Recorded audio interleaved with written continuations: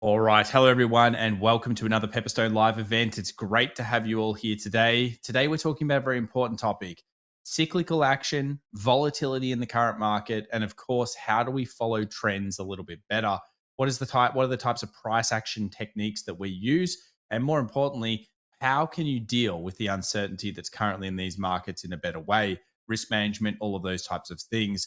My name's Thomas Atkinson. As always, I'm joined by Tyra Nabella, and we're going to be talking about all of that today and more. Ty, we're recording this just before the dubbed Liberation Day. Do you think it's going to be a volatile event? And what do you think about this week with non-farm payrolls as well? Yeah, no, welcome everybody. I think, the volatility is going to be ripe again. I think we've got plenty of it coming. And I think there's probably going to be an event every week or two, to be honest. I think the market's just going to keep ramping up and down and all over the place, which I think is good for trading because it is behaving itself in a way that we can actually trade it and make sense of it. So I'm sure there'll be plenty of volatility next week. Yeah, I think this week, next week, every week. So anyway, let's get into it. We've got Stuart. We've got many others joining us. It's always great to see Stuart in the chat. He's got to be one. He says something every time. We do thank him for it. All right, let's begin here. And we'll start by talking about probably the great event of this year so far, which has probably been the speculation on gold. Obviously, gold closing above 3,100 almost here on the daily. And this has been the pair that keeps on giving, I guess. It's probably getting extended now, but it feels like everyone's talking about gold right now, Ty. And this sometimes can be one of those points where you have to be a little bit faster in the markets, don't you? I think you've got to have a tighter stop loss, and you've got to be aware that this thing is overextended. So what are your thoughts on gold? Trend's up, but do you think it could reverse at any point in time? Yeah, trend is definitely up. It could reverse at any point in time, but I tell you what, I wouldn't want to be backing against it right now. I think it's fraught with danger trying to short it. I mean, I agree. I think it is at highs that could cause it issues moving forward. But until it actually sequences a lower high, lower low on a bigger time frame and is trading below, almost below 3,000 again, I don't trust it.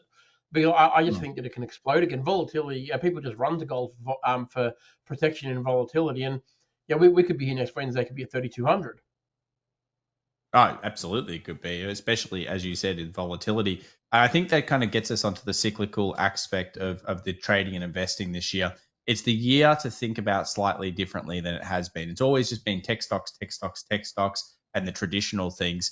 But what has really pushed gold is a mixture of central bank purchasing, a mixture of course, speculation on geopolitical tension, kind of going there, and just in general, people being concerned about where we are at this stage in the cycle. That is that we've had this extremely long bull run in markets going back since the global financial crisis, and we've had two exceptional years in the stock market. Remember, when you get two back-to-back 20% per annum years, that's not exactly the average. Does anyone in the chat actually know the average of the stock market per year in the US? Approximately. That's a really good question, actually. Yeah. If you know, let us know, and I'll confirm whether you're pretty much on the money. But let's just say 20% is not. I can tell you, it's not normal. It's not normal for sure. So from the price action side, I just mentioned here 3,100. What are some of the techniques that you can use to follow this trend? Of course, there are many that we talk about here on the channel all the time. The first one is just going to be the basic, the 20 moving average, the one we always use. Just remember that the 20 has been very solid on the way up through this particular trend, multiple touches, 1, 2, 3, 4. So if that happens again, right now it's sitting at 28.50. Doesn't seem possible right now, but if it does, that's going to be a level to watch in the future. The second one that we want to be thinking about is probably bringing in the anchored VWAP on something like this. This is a very aggressive trend, and therefore it may require anchored VWAP action. And we've talked about this in many of our webinar and live events. And what we like to do is we like to put the anchored VWAP behind lows, that is very solid lows. So you can see here there was this action to 3,055, came back down, and then it's rallied up. And it hasn't really hit the anchored VWAP much across this aggressive trend. That's okay. Sometimes it isn't going to allow you in. Just because you want to be in gold doesn't mean it's the best trade for you at that time. So anchored VWAP would be something that I would be sitting behind some of the bigger turns, and in particular ones like this area here, and also the biggest low down here formed back in February, because as you can see, the price is quite far away from those. And that tells us a little bit extended. If you look at something like silver, we'll just go to silver here and use a similar strategy, and we'll bring an anchored VWAP over. What you're going to notice straight away is that it's really respecting that anchored VWAP. So again, series of higher highs, higher lows, great technique to be used. Very strong support here, isn't it, Ty, in terms of silver finding that level at 33.60. And if it Most breaks definitely. above something like 34.20, do you think that that would be a really nice, we'll just put this first resistance here at 34.20. Do you think that would be a really nice level for people to get that confirmation of this anchored VWAP holding up? Yeah, absolutely. And I think that we've still got a little bit of chasing to do for gold as well here. Like, I think it's still, lagging behind a little bit in terms of, what it can actually achieve. Now, they're not perfectly correlated to be exactly the same, but it is very helpful when the shiny metal is, well and truly, breaking to new highs, and this one's still lagging behind, but still strong in its own right. So I think that you're right. I think that the break of that blue line that we've got there could be very, very significant for silver. Yeah, we've got a lower low formed, a demand zone, great stuff for the action. Anchored VWAP coming off the lows, holding it up for now in terms of the close. And of course, if we get above here, a good sign that kind of risk is on in silver. But of course, it hasn't been on in maybe some of the other metals and other areas. Now we have a couple of answers for that average on the S&P 500, and I guess it's a good segue. James says around 15%. Stuart's got around 8%. Yeah, the general statistic is 8 to 10. That's a very, in 8 to 10. Depends which year, of course, you take it from. If you go from the 1950s, it's going to be a slightly different stat than from the 1920s, let's say, in terms of history. But 8 to 10 is the fair thing. So 13%, definitely more of that would be on the last kind of little, just 15 years, I would say, if you're going to look at percentages there. But 20% certainly outside the norm. And that's why it's pretty easy to say when you've got two 20% back-to-back years, you usually are in for more of a volatile year, which is, of course, where we find ourselves, to say the least. So with silver kind of holding up, some of the techniques that we would use in this type of thing is, as Tyrone mentioned before, gold's been moving heavily. Silver hasn't been moving as heavily. One of the good things to do is you can type in things like gold/silver. And what this does is it gives you a ratio. Now, if you do this inside of your, we'll actually use silver to gold, silver, gold. Now, if you do this inside of your Pepperstone platform connected to TradingView, what you're going to get is you're going to get kind of a average ratio price. So you'll notice here, silver very cheap in comparison to gold. In fact, at the historically low levels. Now, what this does is if you're somebody that's looking at this from a higher perspective, like a cycle-based kind of perspective, you can say, oh, okay, well, as it turns out, this level down here is actually relatively cheap to history. So that doesn't mean it's going up, but it does definitely give you some evidence that, okay, well, silver's not exactly expensive versus gold. It's not like when it's up here and it's absolutely ballistic. That's a great little tip that you can use. And of course, you can do that on many different markets. Now, we mentioned the percentage for the S&P, Ty, and we talked before about the volatility coming on April 2nd, which is the time that we're recording this, so about to come through in less than 24 hours. And we'll find out what they call Liberation Day. Now, of course, this has everyone scratching their head. Is it going to be a tariff across everyone? Basically just a universal tariff. Is it going to be some people have a mixture of universal tariff percentage and then also tit for tat tariffs? Is it going to be nothing at all? And therefore just kind of like a big nothing burger that leads into the market saying, oh, risk on. This is one of the statements that we often say here when we do these live recordings, which is patience and react, don't predict. Now, I think it'd be interesting to see what our theories are here on S&P together, Ty, tonight. Has it done enough for you to say, yeah, the bulls are back, even though it has recovered off the lows, but is it really done enough, or is this super limbo land? I think it's super limbo land, to be truthful. I mean, it's a 38.2 pullback on the daily. If we go all the way to a daily, it might just pay to bring that up, actually. I think sometimes you've got to paint the context. Yeah. On the daily, yeah. I mean, even on your 4 hour there, you've got that's probably somewhere between the 38.2 and the 50. But on the daily, if you look at the big move, it basically hit that fib and came off. And yes, it touched the bottom again. In my mind, it wouldn't want to be touching and breaking 5,500 again. I tell you what, because I think at that point, I think we're looking at maybe 53.50 as the target. Decent move down, but for all intents and purposes, and this is what we say in our streams all the time, you've got to look at it for what it is. And at this stage right now, it is in a dead set downtrend. There's no question about that. The prevailing trend is still down. Yes, we had a pullback, but it pulled back to a fib and then sold off. I think the next move is extraordinarily important because if we get up to that 20 moving average and break through and get to a new high, I think that changes everything. I think it changes how the market is going to be perceived in terms of have we hit the low? More than likely, yes. I would say I'm comfortable at that point. But I believe sometime in 2025, we're going to test those low 5,000s. And I'm not sure if it's going to be this time, but by golly, if we see a rollover before it even gets to this high and it starts pushing 5,500 again, I don't know if that support will hold. I think that will be a very aggressive retract from the buying pressure that seems to kick in at that level. And then I think it could be a bit of a free for all on the way down. And again, look, we're not talking about massive moves in terms of what the market has done. It's reached all-time highs not that long ago. It seems like a long time ago now, Tom, that it was actually 6,100. But it was only in not Feb. That long. Yeah, Feb. No, actually, late Feb. Yeah, late Feb. So we're only, when we think about it, we're in the first week of April. How old are people going to be after the 2025? I think people who are trading. If we think that was like 2 months ago, 3 months ago, by the time this year's gone, it's going to be 3 years. Look, as you guys know, we're here every week. We're intimate with the market and we ride every roller coaster with it. So, if it looks like we're aging prematurely, that is why. And I'm sure some of you are probably doing the same. But look, in all seriousness, I think that the 20 moving average is key here. I think that if we get above it, I think it's a chance to get to that previous high, 5,800, break the call wall. But if we roll over at that 20 moving average and all of a sudden we're testing the 55s before making a new high, all that's really is doing is consolidating what is already a very heavy downtrend. And if it breaks, I think that break might see 150 to 200 pip fall from there. And all of a sudden we're back at 5,300, which I think, by the way, is not a bad pickup zone. That 53.80 to 53.50 is a really nice zone. You're thinking a possible under 5,400 spot. If it breaks 55, if it breaks 5,500, 5,400, I don't believe will hold it. I think it'll be a 53 in front of it.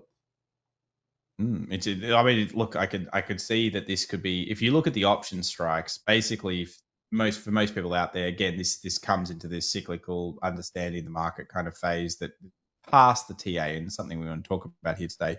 You'll actually see there are options basically in puts. And let's just say on this left-hand side, we have call sizing. Okay. And then this side, we have put sizing. You can see puts are about 5 times larger than calls. And what that means is if the market does stay low, it opens up what I call a waterfall. And what a waterfall is it's basically when the market freaks out, liquidity starts to dry up because there's not as many, the market moves at too fast a speed, and effectively hedging has to occur, which kind of creates a domino effect.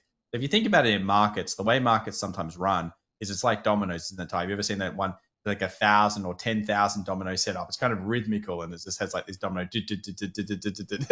then it stops for a second and then it goes, it keeps going. I quite like those.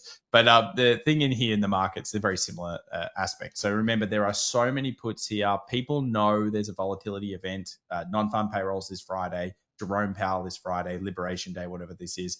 Someone says here, liberating our money from our accounts. It could be if you're in the wrong position, I guess. But what this could do is it could create that flash fall effect. I've put in a couple of key levels that we're looking at. First one is where we are right now.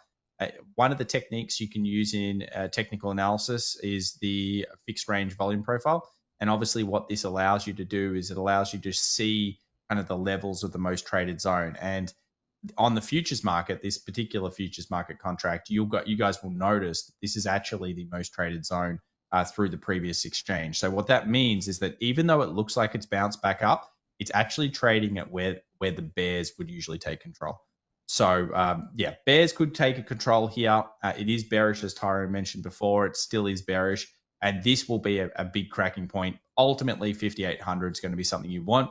On the low side, I have a couple of different levels from Ty, 54.75, which is the most traded previous structure on the left. And then, of course, the huge support just below 5,400, which is very similar to Ty's first possibility. So, look, the thing is, we're not out of the problems yet. We don't know that. All we know is where the largest trades have occurred, and we can see that we're at that action. We go smaller time frame. I'll just show you one other thing, guys, which is that the market has been at the moment making a series of slightly higher highs and higher lows. Now, if that breaks sequence and we get below something like 55.60, then again, that's putting a lot of pressure on suddenly the 5,500 and lower. So key level to watch, 55.60, I believe. Obviously 5,500 for Thai. And yeah, I mean, I think the bulls won't be truly in control Thai until 5,800 is taken. Yeah, I strongly believe that. Yep.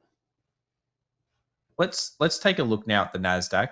Similar techniques you can use here, guys. You'll see, again, very similar fib pullback. Always good to go on your fibs. So this is the similar fib pullback, 38.2 fib.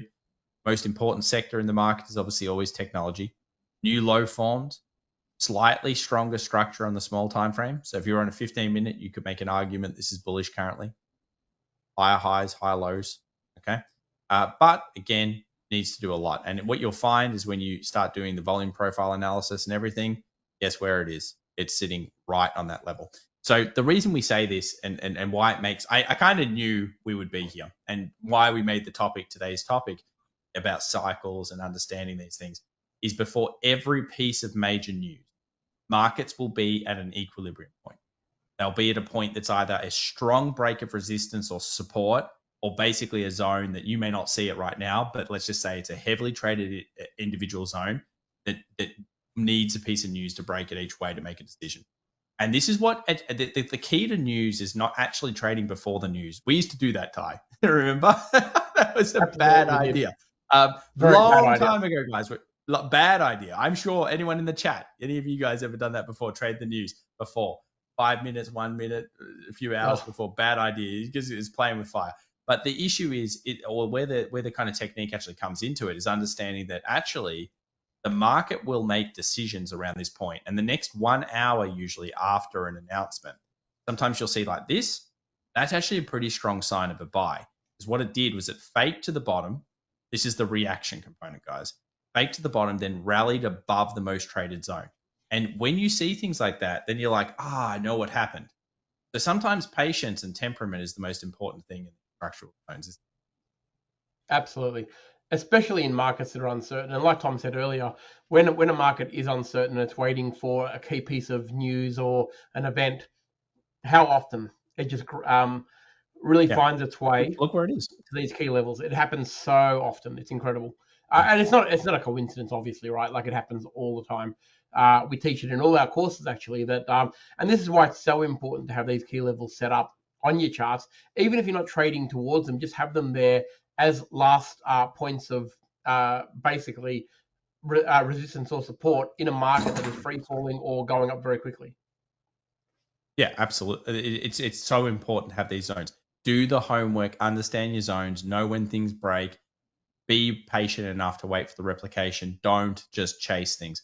You have so many pairs. With Pepperstone connected, I mean, you have currencies, you have indices, you have... I'm not even sure there's something you can't trade. I think that you can trade anything. Probably. Just don't do orange juice. It won't be too long before you can trade football results. You can... Pepperstone's platform allows you to basically trade everything. Yeah. So our point in being, don't put yourself in a bad trade because you feel you have to trade a particular instrument. There are so many things that you can trade. Only take good trades. That's why patience is so important, because you have to have a decent library of instruments to be able to actually be patient enough to wait for the good solid trades. And if you can do that, it's going to make a very, very big difference to your bottom line. David asked me here. Well, yeah, that's right. Well, we're looking at dollar index, but goes on to David's question, actually, saying, can you have a look at yen today? Sure, man. We'll do that in just a moment. And, of course, we're talking US dollar, so what better pair to combo it with than the euro and the dollar yen. So let's start off with the dollar. I'm sure we've got a couple opinions about this.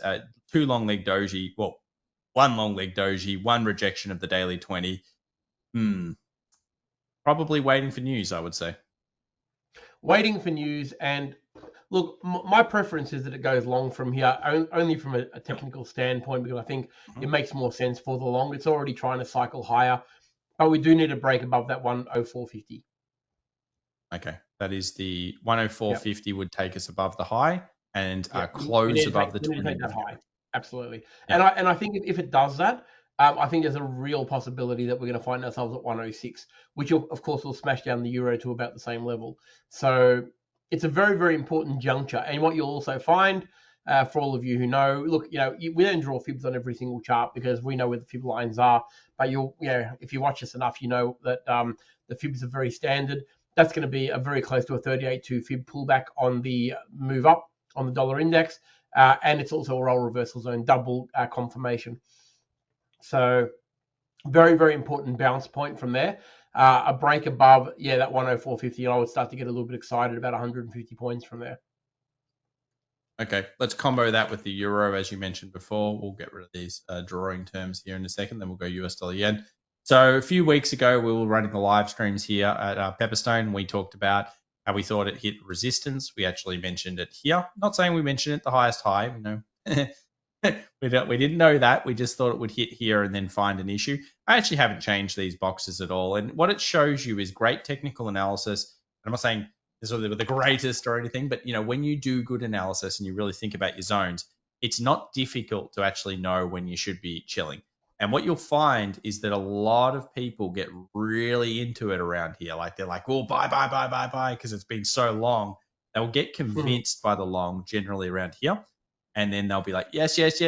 Oh, damn. And they'll get stopped. So again, too early to tell. But as Tyrone mentioned, 106 on the US dollar and the euro would make sense if we saw dollar index long, and then of course the euro short. And at the moment, the general kind of feeling here is that we did make a lower low on the euro.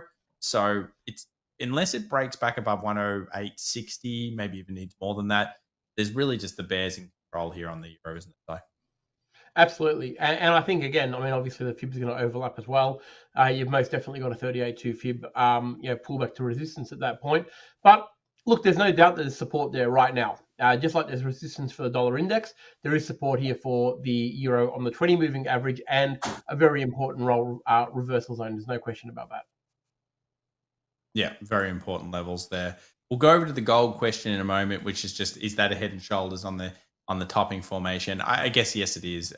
For your answer, I mean, you saw it before. It was a left shoulder, a head, and I'll just show it before we go US dollar yen. Let's quickly do this. Here we go. I'll go small time frames so you guys can see it. Whoa. Holy moly. I just zoomed a lot, I think. Whoops. Let me just get another chart. Stuff that one. Oh, I've done it on. I don't even know what I just. All right, we'll just. So unfortunately, I've made price really, really tight. Wow. Can you guys see it? That is really, it's unbelievably zoomed. I don't even know which one I just did. There we go. Reset it. Okay. Yeah, that was unbelievably zoomed, guys. Hopefully you can't hear me. All right, so let's just quickly go over back to gold. Let's go to a 2 hour. Let's refresh that. There we go. Now we're better. We're not unbelievably zoomed to 20%. So this is the question. Left shoulder, head, right shoulder. That's why I kept marking 3,100. Yeah, very, very critical, 3,100. So if it loses 3,100, it could go easily down to possibly even 3,000. And this is probably the formation that's currently happening. But you got to remember, you're going against, as Tyra mentioned again, you're going against an incredibly strong trend.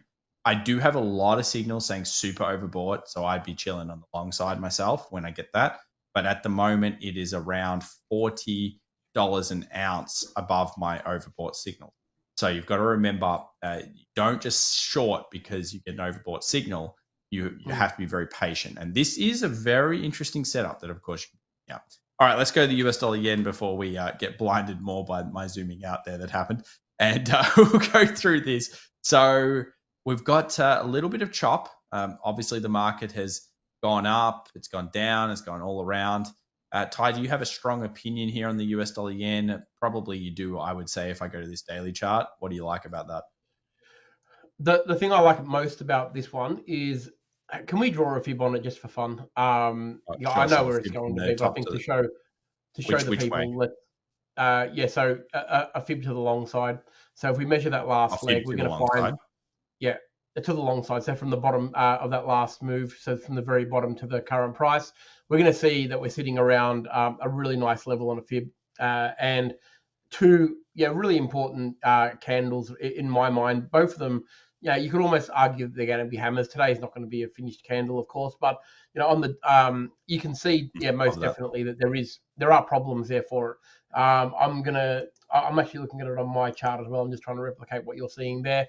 I really do like the two big daily doji candles. I think they're important.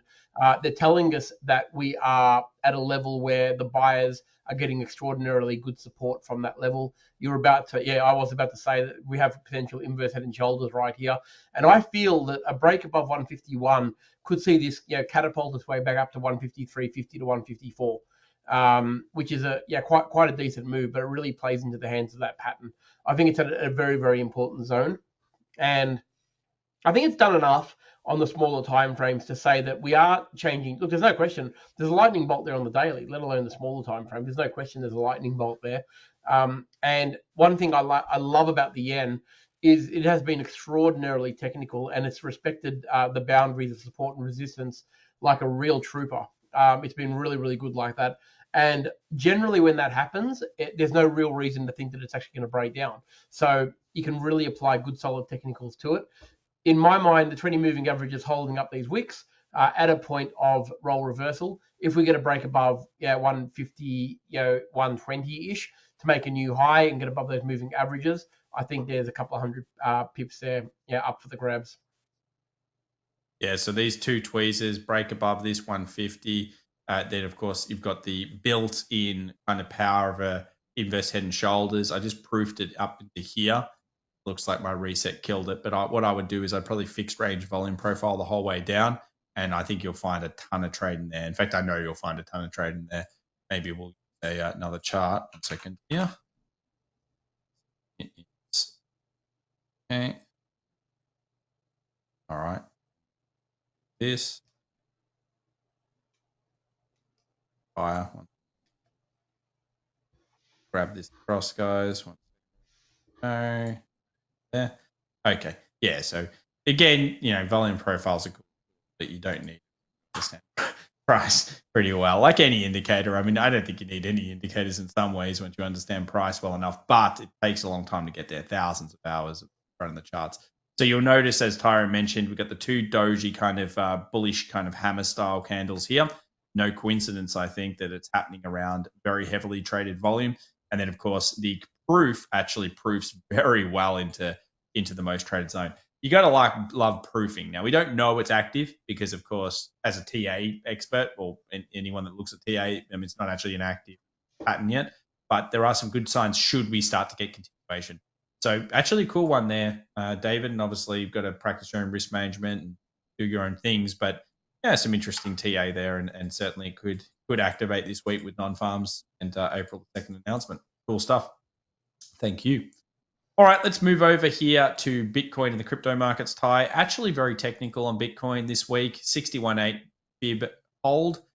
We actually saw a higher high reached earlier this week, or basically last week, and then we've bounced through that and found a little bit of purchasing. I actually have not hated the crypto market in the TA over the last 4 to 5 days. And I think the last 24 hours was a really interesting point because we had a very similar situation, two dojis, followed by a new high, which ended up ripping pretty nicely. And you can see it's even tested that previous doji high and found a support. So at the moment, you'd have to say Bitcoin's in recovery.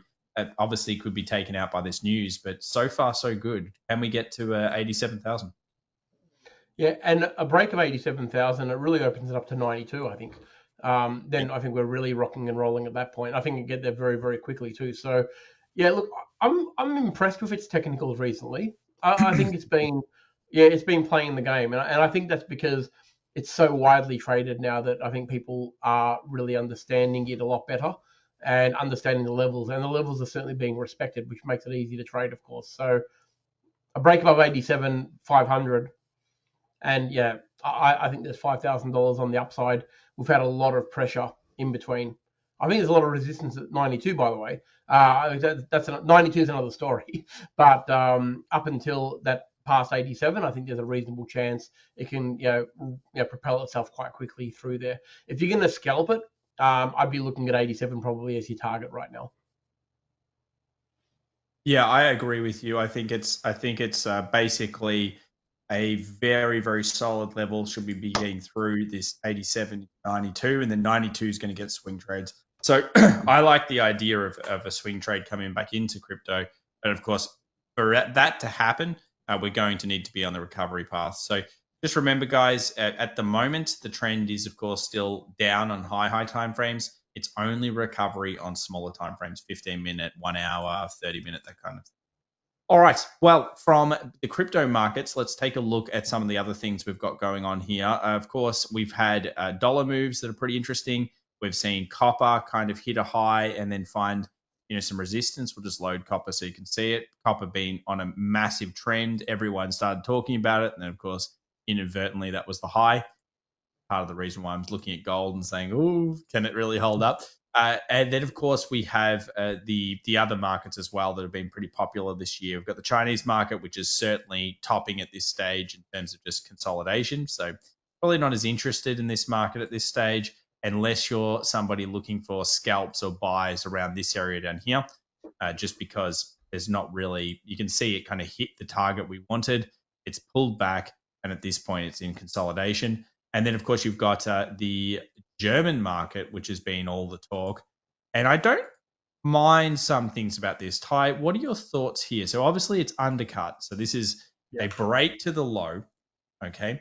And for a lot of people, that is a very bad sign, and rightfully so. But what about if it takes out this supply up here? What about if we get past 22,700, considering it's gone lower? So it is definitely broken lower. If that then rallies over the next 24 hours above here, it'll be okay, huh? It'll be okay, but I don't think it's going to. I think there's enough weakness in the market now in this particular indice that, look, it hasn't traded underneath the 20 moving average properly. And when I say properly, I'm talking about a week in a very, very long time, a very, very, very long time. So the fact that it's actually traded under there, to me, a little rally back up to 22,700. Is actually, it's got resistance straight away at the 50 move. It's got a 20 moving average on the daily right at 22,700. So even if it does pull back a little bit, from where it is now, and I'm only talking about a couple of hundred points, it's got a very, very important resistance zone right in front of it. Now, this is respect to the 20 moving average all the way up. It has for a long time. So, and it's also a roll reversal there as well. So let's not forget about that.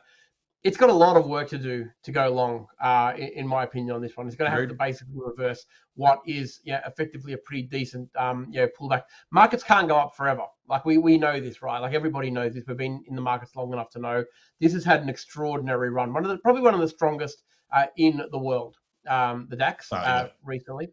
It's been an absolute powerhouse. There's no question about that. And it really, when you look at that on the bigger time frame, it's hardly had a pullback.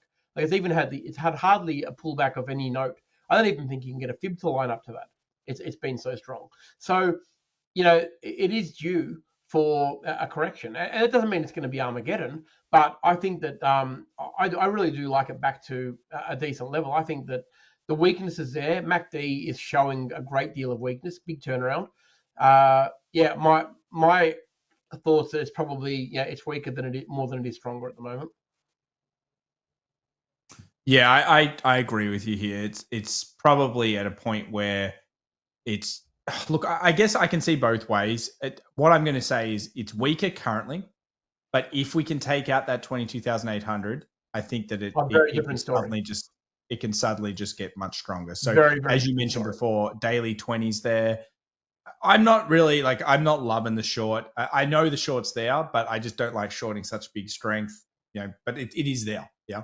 And you could be going, if you're going to go for anything, that weekly 20 you talked about is the key, because that's been such a strong concept there. So here, this 22,800, that's going to be the major zone for the bulls. And of course, at the moment, the bears are in control of this. And you could even argue this is a Wyckoff pattern towards the short as well, because it has the BC style, it has the T, and then it has the pad. So you've got to remember, in terms of a distribution channel, this is about right. A high with a higher high with a higher high, all very tight between each other. That's the 1, 2, 3 that I like to talk about a lot. That is a bearish signal traditionally. So now that it took the low, it cannot undercut. It undercuts 22,000. It's a very bad sign.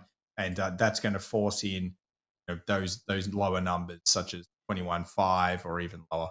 So yeah, some very interesting levels coming up here from the technicals. All right, well, guys, that kind of brings us to the end of today's show. Obviously, we've talked a little bit about cyclical stuff, as in gold and some of the geopolitical stuff there. Look, there is a macro side that you can always follow to give yourself a little bit of a bias, but just remember, price action ultimately is the lead. And I think our main point here is a lot of the times markets before key bits of news, they'll be at key points, and you'll notice that there's not an exceptionally strong angle on the German 40. There's not an exceptionally strong angle on the US 500. There is probably a better angle on silver, which is probably why it's up 0.9% today. Gold, probably not a great angle on it at the moment. And then it is up 0.4 though. And then, of course, you've got the NASDAQ and Bitcoin. So Bitcoin, silver, interesting stuff over the last couple of sessions. US 500, of course, recovering, but where did it come back to? The most traded zone just before major news. And you've got to have it on your chart and know what's going on. So we'll see what the scenarios are. We'll keep playing the game of market of kind of, marking up these levels and figuring out what's going on in trading. And as always, guys, make sure you stay safe with your risk management into these events. Remember, these can create slippage or they can create like large illiquid periods in time because markets move quite quickly. And if you're scalping these, just remember that, hey, Ty, that's probably one of the big things I'd say today. What's your top tip for everyone? Absolutely. Well, trade extraordinarily carefully into an event that is unprecedented when we're making a new public holiday. You reckon that's what it's going to be? All right. Thank you so much. Sign up in the links in the description down below if you want to catch these live. Make sure to subscribe to the Pepperstone channels, and we'll love to see you here, same time, same place. So actually, it's going to be a little bit different because we'll go into daylight savings time. So it's going to be 8 p.m. AEST, I believe, which is not the daylight savings time next week. So just remember, it's going to be 1 hour change. Look out for your emails so that you can be here with us. Thank you so much, everybody. Bye for now, and you have a great day.